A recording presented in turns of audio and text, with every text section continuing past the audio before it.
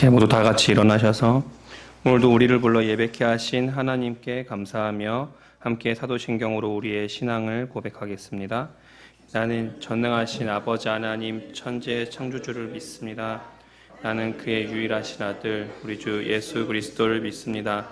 그는 성령으로 잉태되어 공정녀 마리아에게서 나시고 본디오 빌라도에게 고난을 받아 십자가에 못 박혀 죽으시고 장사된 지 사흘 만에 죽은 가운데서 다시 살아나셨으며 하늘에 오르시어 전능하신 아버지 하나님 우편에 앉아 계시다가 고려부터 산자와 죽은 자를 심판하러 오십니다.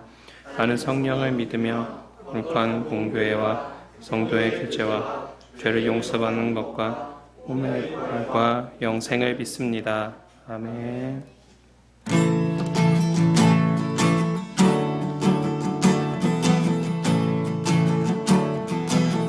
6월절 어린 양 6월절 어린 양의 피로 나의 삶의 문이 열렸네.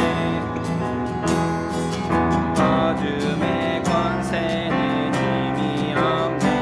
주 보혈의 능력으로 원수가 날 정죄할 때에도 난 의롭게 설 수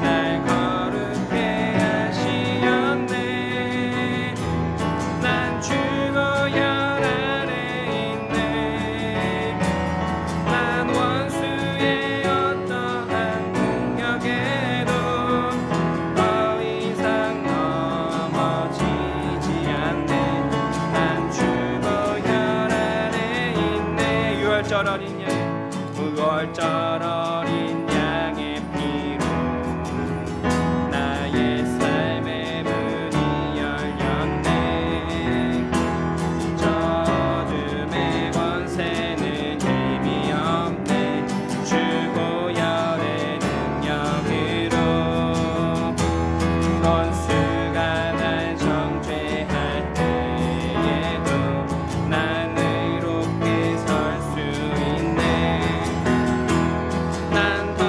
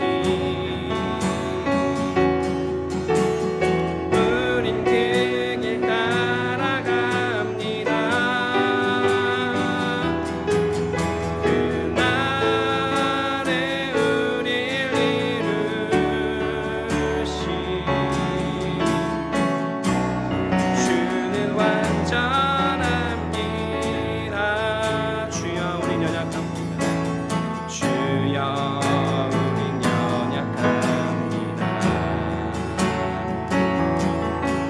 우린 오늘을 힘겨워합니다.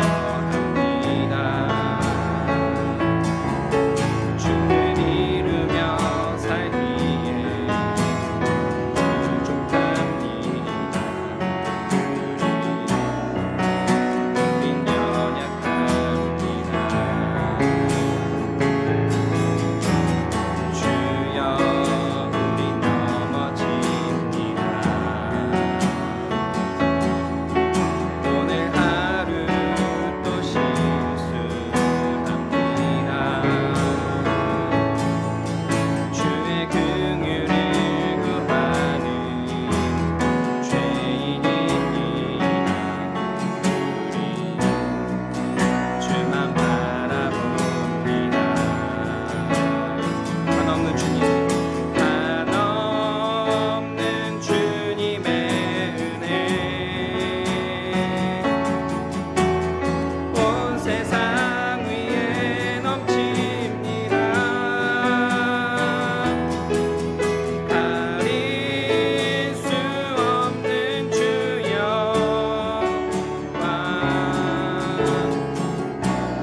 온 땅 위에 충만합니다. 주님만이 길이 오니 우린 그길 따라갑니다. 그날에 우릴 이루신 주는 완전합니다. 한없는 주님의 은혜, 한없는 주님의 은혜 온 세상 위에 넘칩니다. 가릴 수 없는 주 영광 온 땅 위에 충만합니다. 주님만이 길이 오니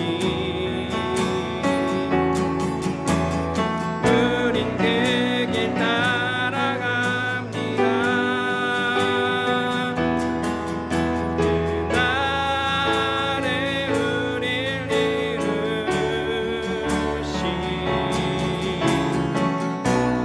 주는 완전합니다.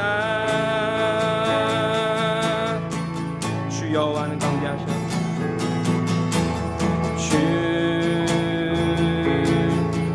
여호와는 광대하시도다. 그 거룩한 하나님 성에서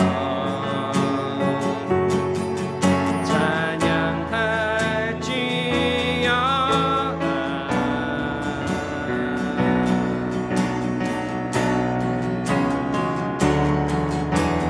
주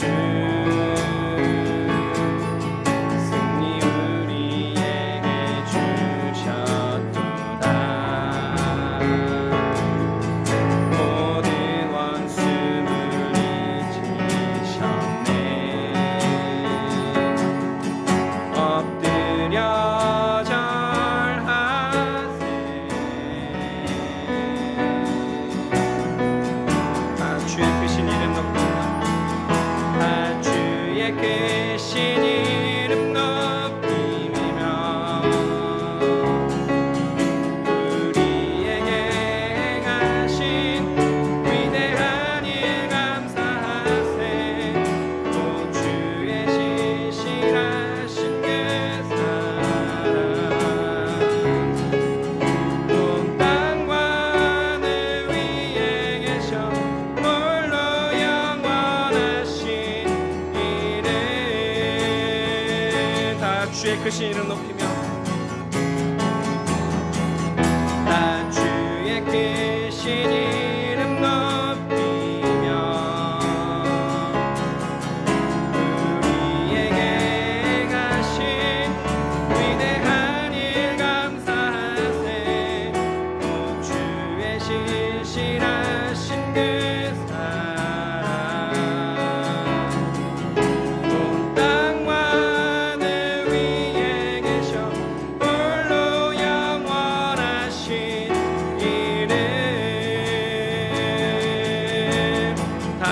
크신 이름 높이며 나 주의 크신 이름 높이며 우리에게 행하신 위대한 일 감사하세. 오 주의 신실하신 그 사랑 온 땅과 하늘 위에 계셔 홀로 영원하신 이름 다 주의 크신 이름 높이며 다 주의 크신 이름 높이며 우리에게 행하신 위대한 일 감사하세. 오 주의 신실하신 그 사랑 온 땅과 하늘 위에 계셔 홀로 영원하신 이름. 아멘. 계속해서 침묵으로 기도하시겠습니다.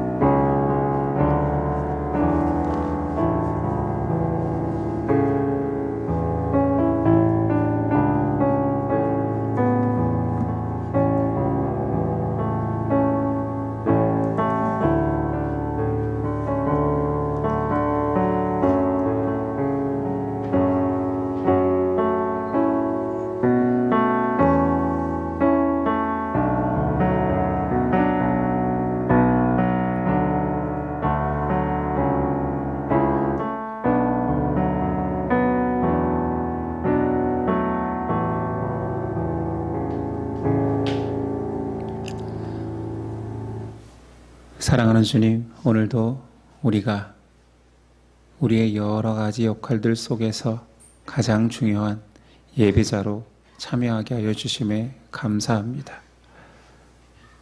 우리가 하나님의 백성입니다. 하나님이 택하셨습니다.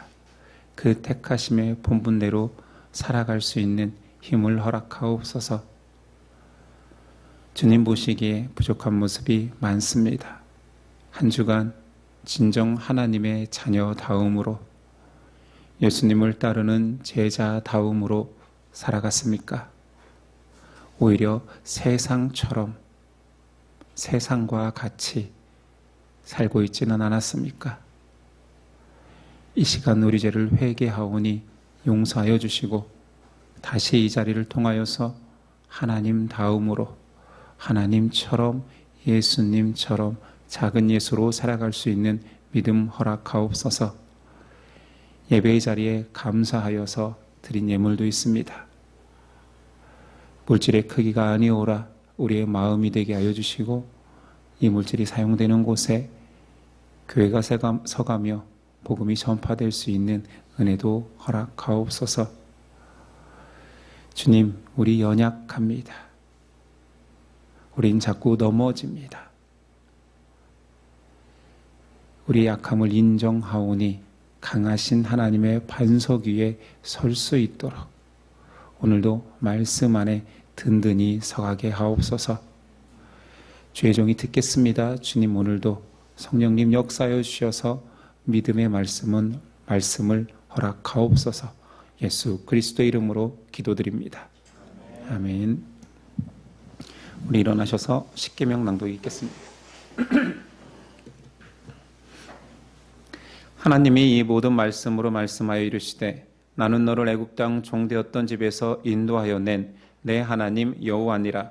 제1은 너는 나 외에는 다른 신들을 내게 두지 말라. 제2는 너를 위하여 새긴 우상을 만들지 말고 또 위로 하늘에 있는 것이나 아래로 땅에 있는 것이나 땅 아래 물속에 있는 것에 어떤 형상도 만들지 말며 그것들에게 절하지 말며 그것들을 섬기지 말라. 제3은 너는 내 하나님 여호와의 이름을 망령되게 부르지 말라. 제4는 안식일을 기억하여 거룩하게 지키라. 제5는 부모를 공경하라. 제6은 살인하지 말라. 제7은 간음하지 말라. 제8은 도둑질하지 말라. 제9는 내 이웃에 대하여 거짓 증거하지 말라. 제10은 내 이웃의 집을 탐내지 말라. 예수께서 이르시되 내 마음을 다하고 목숨을 다하고 뜻을 다하여 주 너의 하나님을 사랑하라 하셨으니 이것이 크고 첫째 되는 계명이요 둘째도 그와 같으니 내 이웃을 내 자신같이 사랑하라 하셨으니 이 두 계명이 온 율법과 선지자의 강령이니라. 아멘.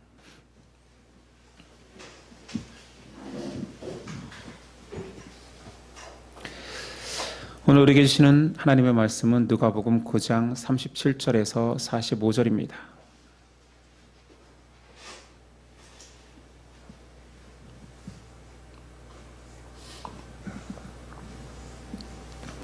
누가복음 9장 37절에서 45절, 저와 여러분들이 한 절씩 교독하겠습니다. 37절입니다. 이튿날 산에서 내려오시니 큰 무리가 맞을세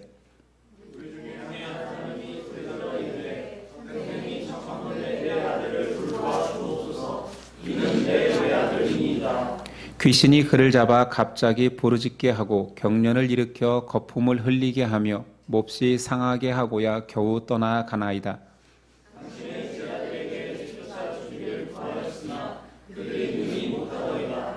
예수께서 대답하여 이르시되 믿음이 없고 패역한 세대여 내가 얼마나 너희와 함께 있으며 너희에게 참으리요 내 아들을 이리로 데리고 오라 하시니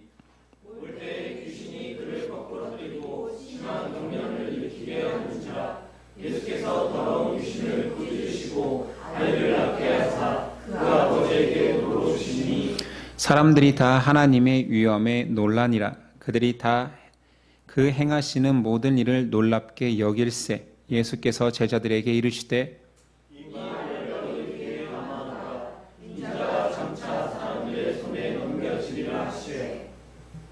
함께 읽습니다. 그들이 이 말씀을 알지 못하니 이는 그들로 깨닫지 못하게 숨긴 바 되었음이라. 또 그들은 이 말씀을 묻기도 두려워하더라. 아멘.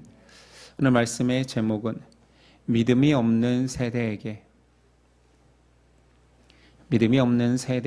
라는 제목으로 오늘 나누겠습니다. 오늘 말씀은 지난 시간에 변화산 사건이 있은 이후의 일을 다루고 있습니다. 예수님과 세 제자가 변화산에 올라간 사이 산 아래에서 한 사건이 벌어졌습니다. 귀신 들린 자녀를 가진 아비가 남아있는 제자들에게 와서 고쳐달라고 한 상황이죠. 37절이야.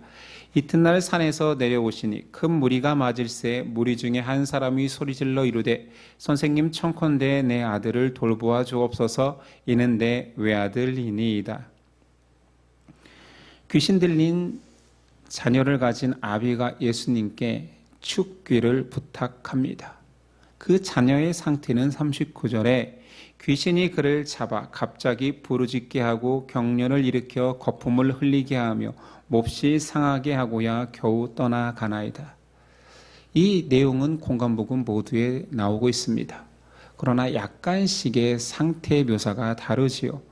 마태복음에는 그 자녀의 상태는 비슷합니다. 경련을 일으키며 거품을 흘린다고. 그런데 딱 봐도 이걸 병적으로 본다라면 간질 같잖아요. 그래서 간질병으로 묘사합니다. 평행본문 마가복음에는 벙어리 귀신 들린 자라고 표현하지요. 그러면서 상세하게 그가 어릴 적부터 귀신이 들어오면 물과 불에 자주 던졌다라는 말도 묘사되어 있습니다. 오늘 말씀 누가복음에는 간헐적으로 이런 경련을 일으키고 거품을 흘리며 몸을 심히 상하게 한다라고 묘사합니다. 한번 생각해 봅시다. 왜 아들이 하나밖에 없는 독자가 간헐적으로 귀신이 들리면 거품을 흘리면서 몸을 심히 상하게 한다고 합니다. 부모가 보기에는 얼마나 절망적이고 무력할까요?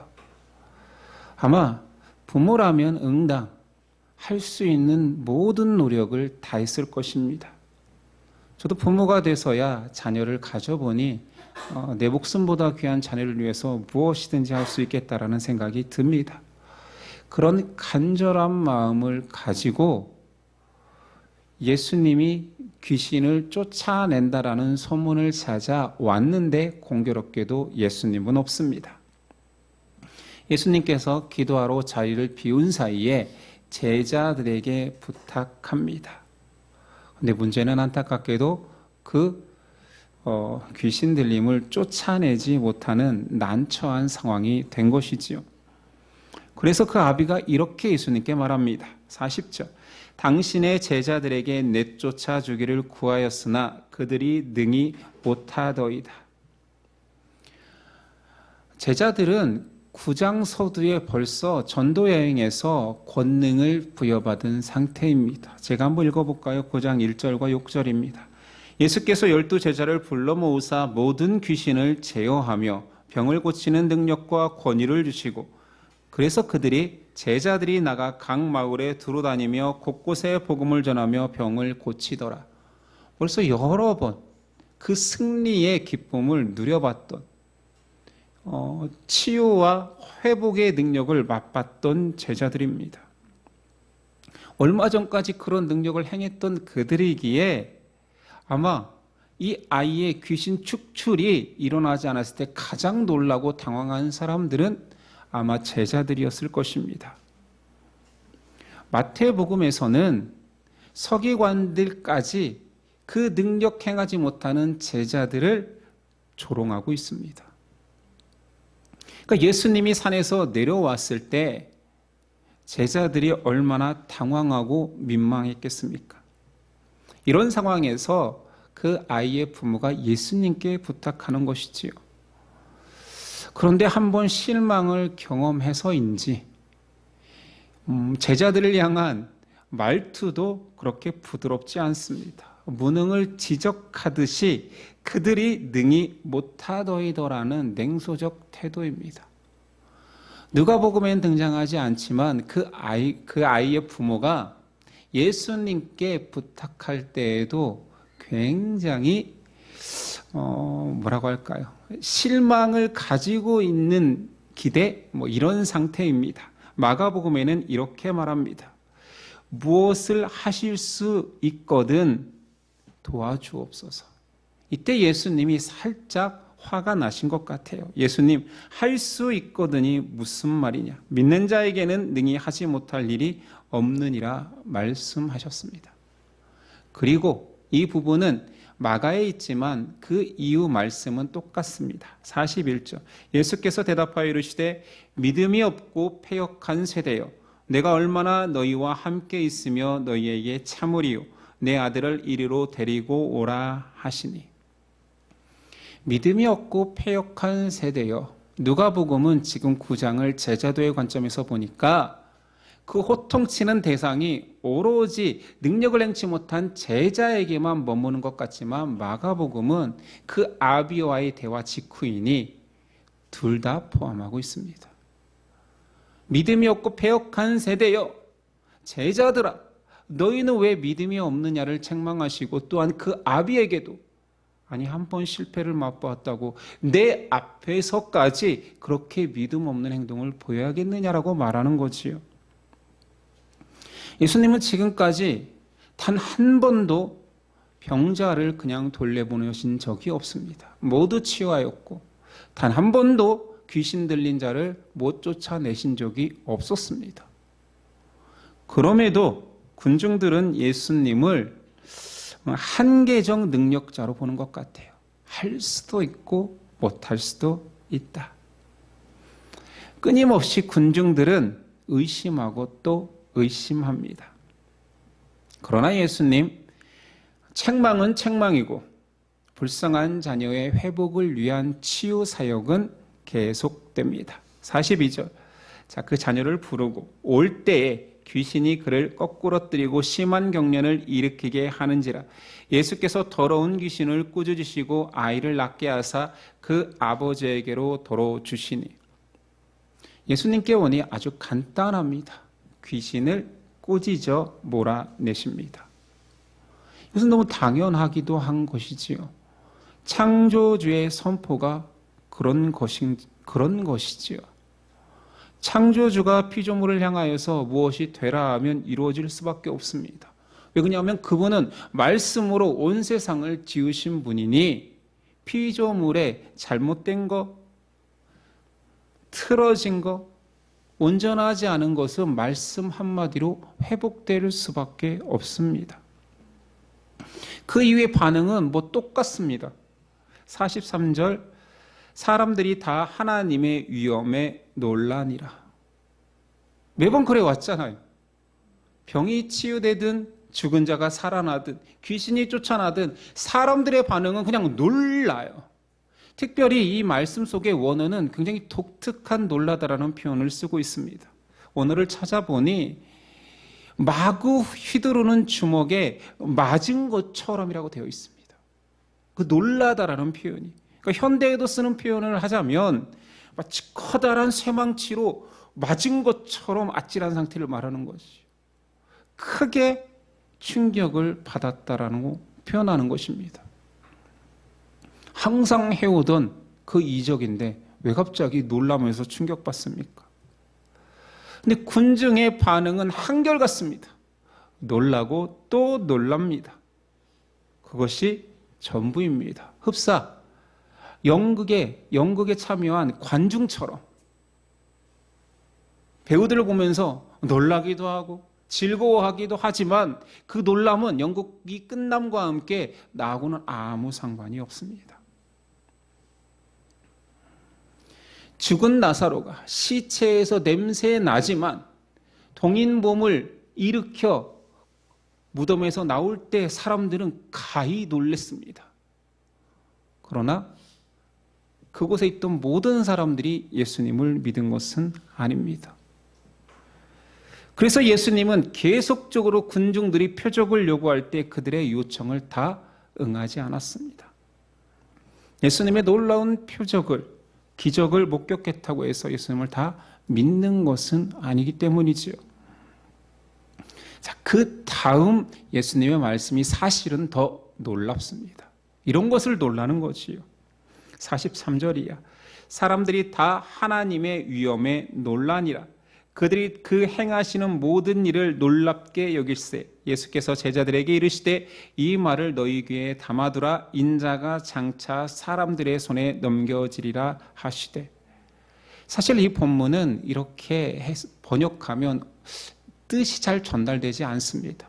앞에는 그냥 놀라움을 계속 두 문장으로 계속 표현하고 있어요. 경이로움, 놀람을 반복적으로 표현한 이후에 이 사람, 놀라고 있는 사람들에 의해서 예수님이 팔려간다, 이렇게 번역되어야 됩니다. 이 두 문장이 별개인 것 같잖아요. 그러니까 제가 바르게 의역하면 나는 나의 기적으로 놀라서 떠들어대는 이 사람들의 소리를 잘 기억하라. 왜냐하면 내가 바로 이 사람들의 손에 의해 넘겨질 것이기 때문이다. 이렇게 번역하는 것이 낫습니다. 놀랍지 않습니까? 사람들은 정말 그 권능 앞에 놀라고 그 경외심 앞에 떨기도 합니다. 그런데 그 놀라는 사람들의 손에 의해서 예수님이 죽임을 당합니다. 2차 순환 예고가 선포되지요. 첫 번째 순환 예고가 언제 있었습니까? 제자들이 예수님을 바로 고백한 직후였습니다. 두 번째는 군중들이 놀라서 예수님의 권능 앞에 두려움을 떨 때 예수님께서 고난을 예고하십니다. 그러면서 제자들에게는 명심하라고, 야 너희 귀담아 들어라. 장차 저들에 의해 내가 손에 넘기게 될 거야. 그럼 제자들은 이 말을 잘 알아들었을까요? 45절에 보니 그들이 이 말씀을 알지 못하니 이는 그들로 깨닫지 못하게 숨긴 바 되었습니다. 또 그들은 이 말씀을 묻기도 두려워하더라. 그래서 두 번째 순환 예고입니다. 정말 못 알아들었을까요? 뭘 어렵게 말했습니까? 애써 외면하는 것이 맞습니다. 그들의 마음속에 그리스도의 고난을 인정하고 받아들이려는 마음이 없는 것이죠. 왜? 영광을 위해서만 걸으셔야지 왜 고난당하고 자꾸 죽는다 말씀하시지? 못 들은 척할래. 결국 실제로 예수님이 고난당하고 잡혀가셨을 때 제자들은 모두 다 도망쳤습니다. 이것이 제자들만의 상황일까요? 우리는 이것을 생각해야 됩니다. 결코 아니겠지요. 제자들은 아마 우리보다 믿음이 좋은 자들일 것입니다. 지금 시점이라 할지라도. 예수님이 왜 제자들과 치유받기를 원하는 아비에게 믿음이 없고 패역한 세대여 내가 얼마나 너희와 함께 있으며 너희에게 참으리요 라고 말했을까요? 그리고 지금 그 상황에 있는 사람들에게만 한 말일까요? 지금 우리에게 해당되는 말씀 아닙니까? 많은 신앙인들이 예수님을 두려워하기도 하겠지요. 하나님의 심판을 두려워하기도 합니다. 그 권능 앞에 고백도 많이 했을 것입니다. 하나님을 신뢰합니다. 하나님만 따르겠습니다. 그 고백이 가짜는 아니었을 것입니다. 그러나 자기 고백만 앞섰지 그 다음에 들리는 메시지에 대해서는 외면합니다. 우리가 얼마나 많이 메시지를 외면합니까? 우리 안에 얼마나 성령님께서 많은 메시지를 주십니까? 그러나 우리가 그 메시지대로 삽니까? 세상에서 여러분은 그렇게 살고 있습니까? 아니죠. 우리도 못 들은 척 하잖아요. 바른 메시지가 전해지면 나에게는 해당되는 이야기가 아닐 거야. 지금 제자한테 하는 얘기지. 성경 속의 이야기지. 내 이야기는 아닐 거야 하면서 얼마나 많이 합리화합니까? 성령이 내 양심에 얼마나 많이 바르게 걸어라. 신앙의 지조를 지켜라 말하지만 우리는 그 음성을 외면해 갑니까? 그리고 우리는 할 말이 많지요. 핑계댈 말이 아주 많습니다. 그러니 우리가 믿음이 없고 패역한 세대입니다. 우리가 바른 신앙을 직시해야 됩니다. 많은 사람들, 신앙인들조차 신앙은 유익한 거다. 좋은 거다. 좋은 대접받고 좋은 느낌과 좋은 체험이 있어서 좋은 게 신앙 아닌가라고 생각합니다. 놀라운 경험들도 합니다. 그래서 고백을 합니다. 군중들처럼 놀라워합니다. 그 경이로움을 찬양하기도 합니다. 그러나 그것이 다 진실한 믿음은 아닙니다. 아니 고백조차 안 하는 사람들하고 비교하자라는 얘기가 아니에요. 치유 앞에 감격하지 않을 사람이 있습니까? 내 인생에 해결되지 않는 문제가 믿음에 의해서 해결된 것처럼 또는 하나님이 해결해 주신 것처럼 고백하는 사건이 많겠지요. 그때 찬양하지 않을 사람이 어디 있어요? 물론 안 하는 사람도 있고 감사하지 않는 사람도 있습니다. 근데 그런 사람과 지금 비교하자라는 게 아니라 구장, 제자도 안에서 얘기하자라는 거지요. 문제가 해결됐을 때 감격하는 것은 모든 사람의 본성입니다. 그런데 예수님은 그들을 향하여서 진리를 바로 얘기해 줍니다. 나 죽을 거야, 고난의 길을 걸을 거야 했을 때 사람들의 반응은 그들로 깨닫지 못하고 숨긴 바 된 것처럼, 아니 말씀이 들리고 있는데 전혀 안 들리는 것처럼 표현되고 있습니다. 다시 더 쉽게 표현해 볼까요? 1차 순환 예고 때 제자들이 예수님만이 참 메시아입니다를 고백했습니다. 그 고백 직후에 예수님께서 나는 장차 죽을 거야. 오늘 놀라운 권능을 경험한 사람들이 많이 있습니다. 아니 어떻게 저런 일이 일어나지? 저분은 다르다. 제자들과 다르다. 저분은 말씀 한마디로 귀신을 쫓아낸다. 회복시키신다. 놀랍다 하는 그 고백 직후에 그 말을 하고 있는 군중들의 손에 의해 나는 넘겨질 것이다 말합니다.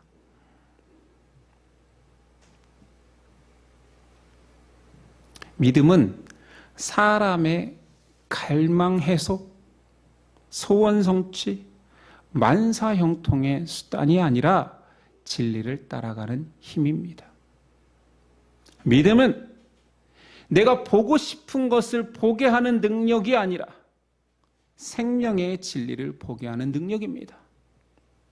믿음은 십자가의 길 끝에 있는 영광을 보게 하는 눈이지요. 그런데 우리는 그 믿음을 사용하여서 내 안위를 챙기려 하고 내 복을 이야기하고 하나님께서 나를 도우시면 만사 형통, 자녀 형통 이런 것들만을 구하고 있지는 않습니까? 이 모든 요소가 성경에 없다는 이야기가 아닙니다. 성경은 복이 넘쳐납니다. 그러나 항상 그 모든 복에는 단서가 있었거든요. 내 진리와 내 말씀대로 순종하는 자에게 주신다고 했는데 그 모든 말씀은 듣지 않고 진리를 외면한 채 오히려 듣고 싶은 소리만 듣고 그것을 취사 선택하는 믿음이 없고 패역한 세대가 얼마나 많습니까? 그리고 또 우리 안에도 그런 요소가 얼마나 많습니까? 오늘 사건 속에서 예수님은 분명하게 제자들의 믿음 없음을 지적하십니다. 제자들이 귀신을 쫓아내지 못한 것은 그들의 과오 때문입니다. 누가복음에는 없지만 평행본문 마태와 마가에는 이 사건이 지난 후에 제자들이 직접 예수님께 묻습니다. 예수님, 왜 우리는 귀신을 쫓아내지 못했습니까? 마태에 기록된 답변은 이렇습니다. 너희 믿음이 작은 까닭이라 진실로 너희에게 이르노니 만일 너희에게 믿음이 겨자씨 한 알만큼만 있어도 이 산을 명하여 저기로 옮겨지랴 하면 옮겨질 것이요 또 너희가 못할 것이 없으리라. 둘로 말할 필요도 없습니다. 왜 못했습니까? 너희 믿음이 없잖아. 믿음이 겨자씨만큼만 있어도 산을 옮길 수도 있어. 물론 이거는 문학적 과장법이 맞습니다. 예수님은 실제로 산을 옮기는 기적을 베풀지 않았으니까요. 문학 표현이지만 믿음이면 모든 것이 가하다라는, 믿는 자에게 능치 못함이 없다라는 예수님의 확증인 거지요. 마가에서는 그 질문에 대한 답이 이렇게 기록되어 있습니다. 기도 외에 다른 것으로는 이런 종류가 나갈 수 없느니라. 무슨 말입니까? 니네 기도 안 했잖아.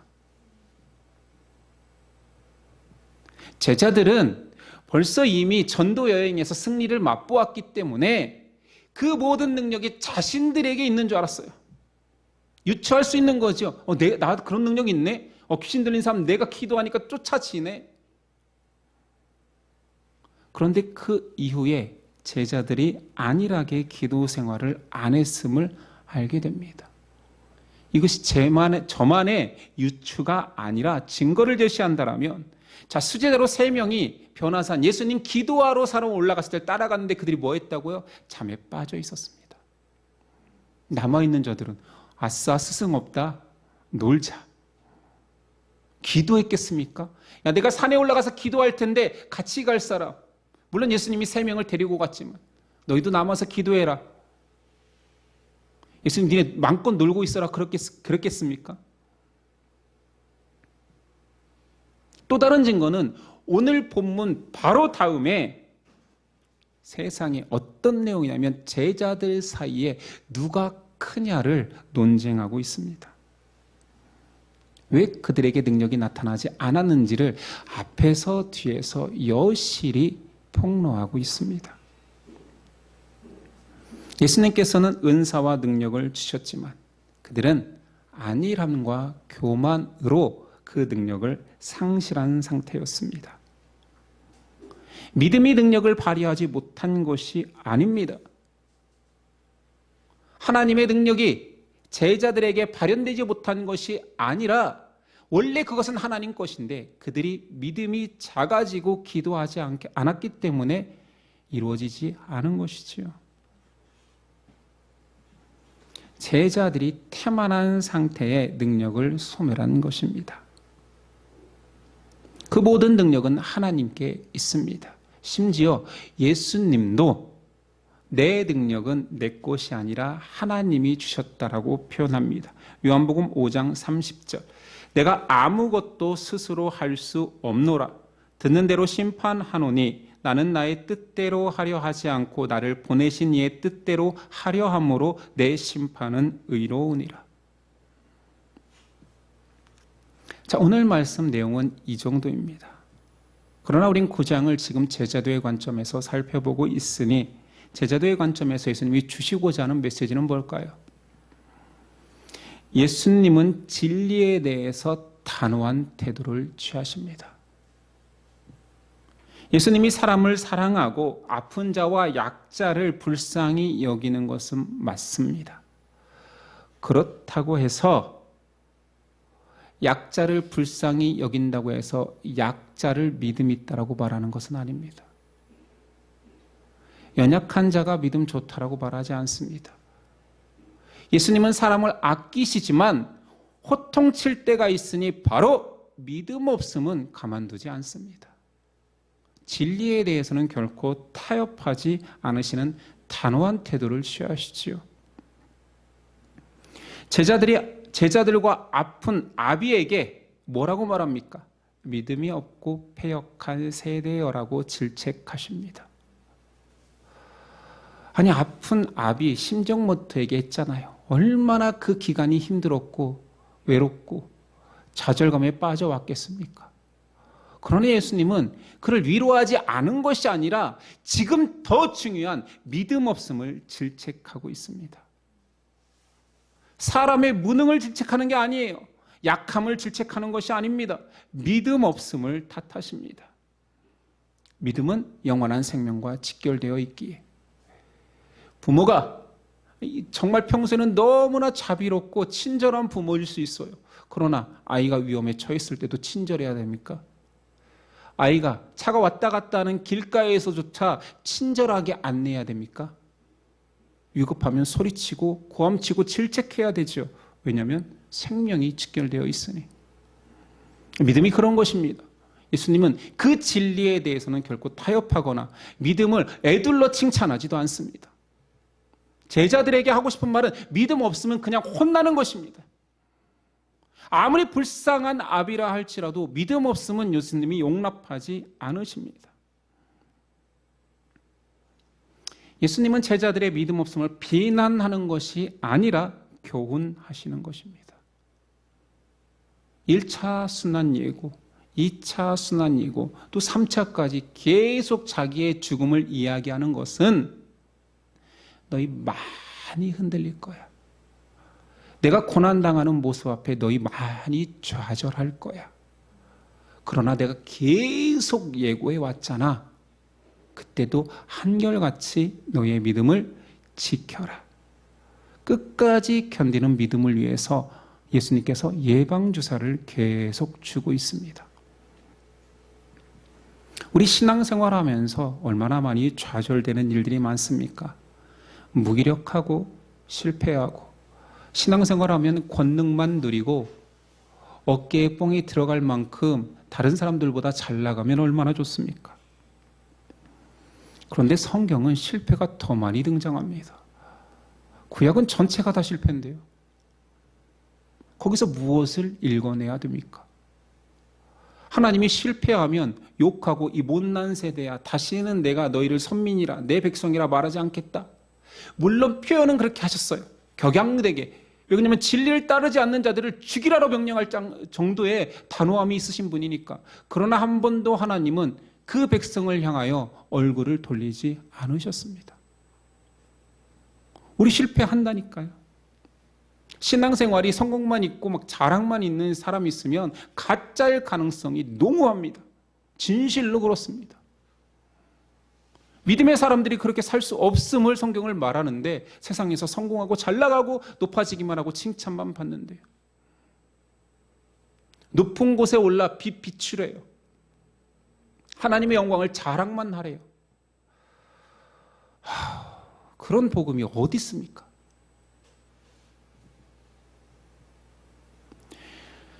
성도는 실패합니다. 무력합니다. 세상보다 못난 성도가 더 많지요. 기독교인이라고 다 잘나야 됩니까?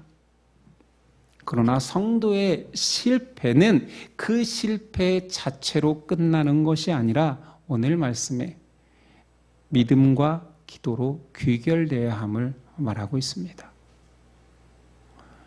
예수님, 이 믿음 없는 세대요 라고 단정짓고 너희의 본성은 믿음 없습니다 라고 끝내는 것이 아니라 교훈이라니까요. 그런 믿음 없는 정말 완악한 세대로 살지 말아라라는 뜻입니다.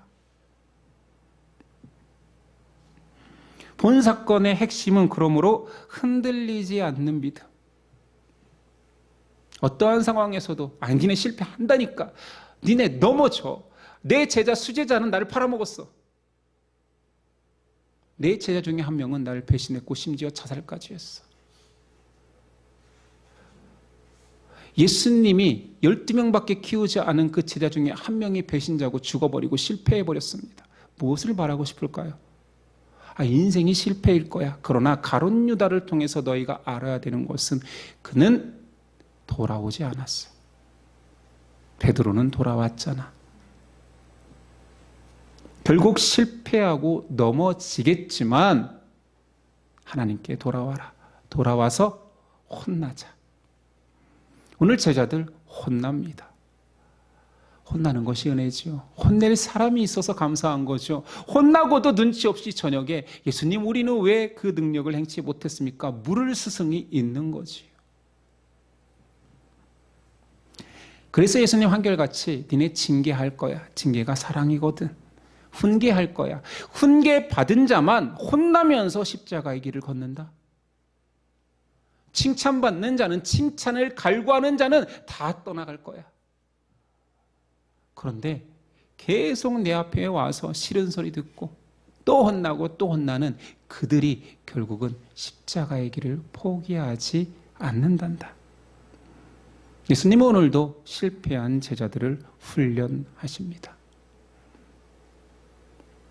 지금 우리의 상태를 예수님 보신다면 우리에게도 똑같이 믿음이 없고 패역한 세대요. 말씀하시겠지요. 여기서 비껴갈 수 있는 사람 몇이나 있겠습니까? 그러나 이것은 결론이 아닙니다.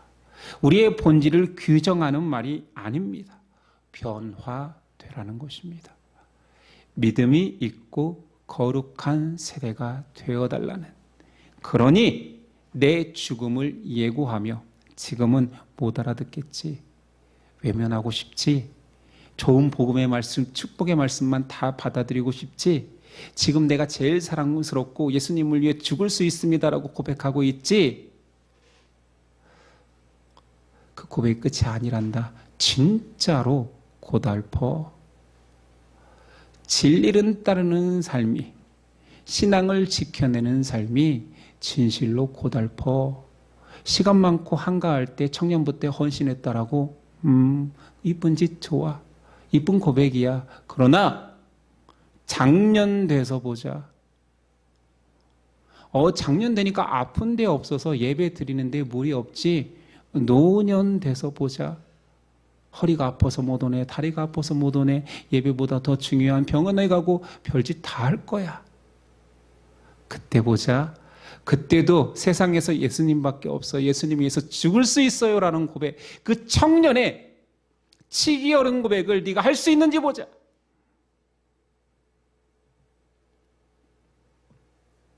예수님은 아름다운 고백을 좌절시키기 위해서 고난을 얘기한 것이 아니라 넘어져도 괜찮아, 넘어질 거야. 그러나 그럼에도 불구하고 다시 믿음으로 돌아오려. 좌절할 거야. 네 믿음 꺾일 거야. 칭찬받는 믿음 받지 못할 거야. 아마 비난받을 수도 있어. 그때 다시 돌아와 기도해라. 혼나는 자들이 그 길을 끝까지 걷는단다. 자, 우리는 혼나면 됩니다. 혼낼 뿐이 있습니다. 예수님 앞에 계속 혼내도 혼쭐함을 받아도 괜찮습니다. 믿음 없다라고 무시당해도 괜찮습니다. 예수님은 그걸 규정한 것이 아니라 우리를 교훈하시는 것이기 때문에 결국 우리를 아름다운 믿음을 가진 거룩한 세대로 바꾸시기 위한 예수님의 배려요, 사랑의 채찍임을 잊지 맙시다. 기도하겠습니다.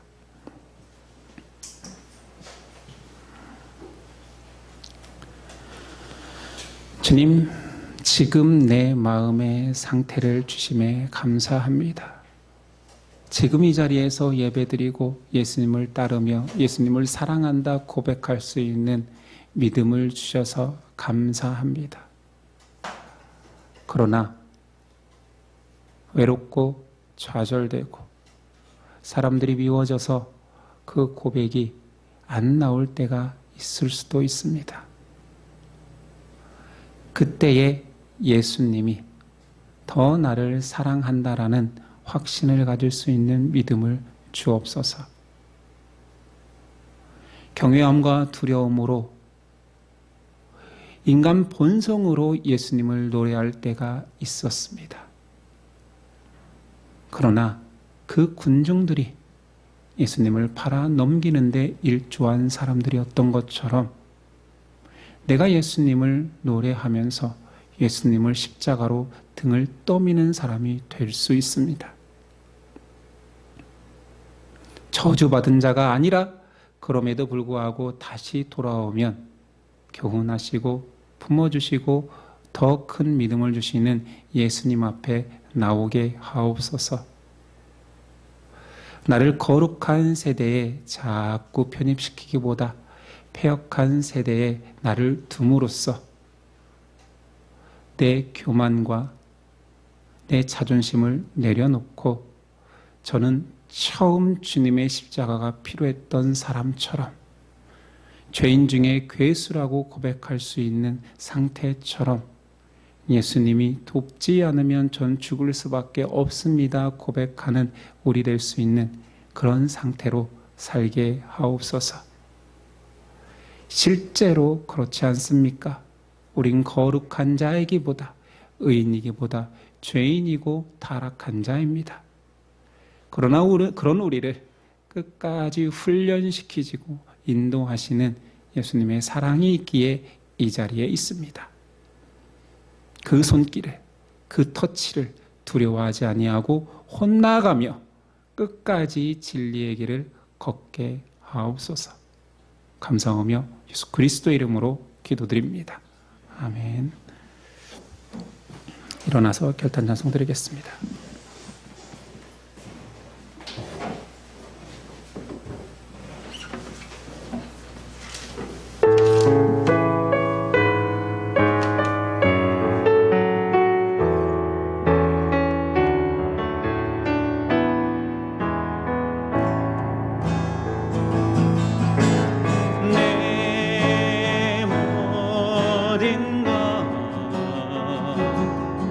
나의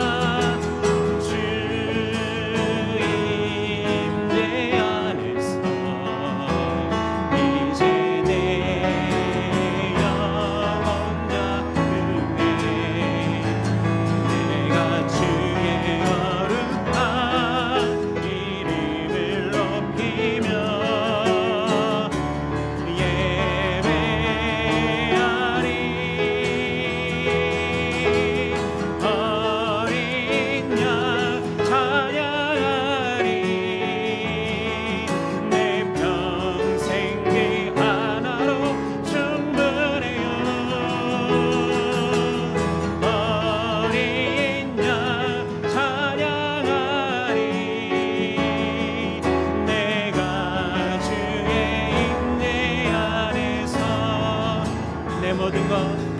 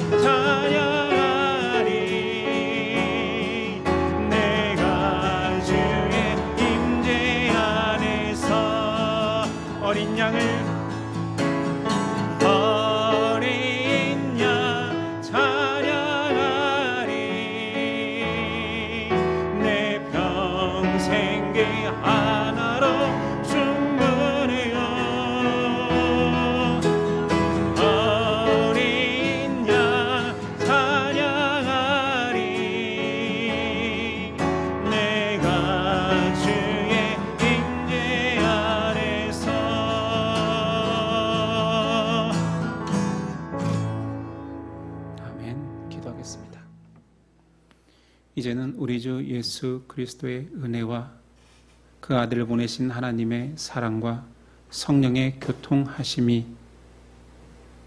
못났지만 넘어지겠지만 실패하겠지만 그럼에도 불구하고 끝까지 주님을 따르겠습니다 고백하는 저와 예신 형제 자매 가운데 이제부터 영원까지 함께 하시기를 간절히 축원하옵나이다. 아멘.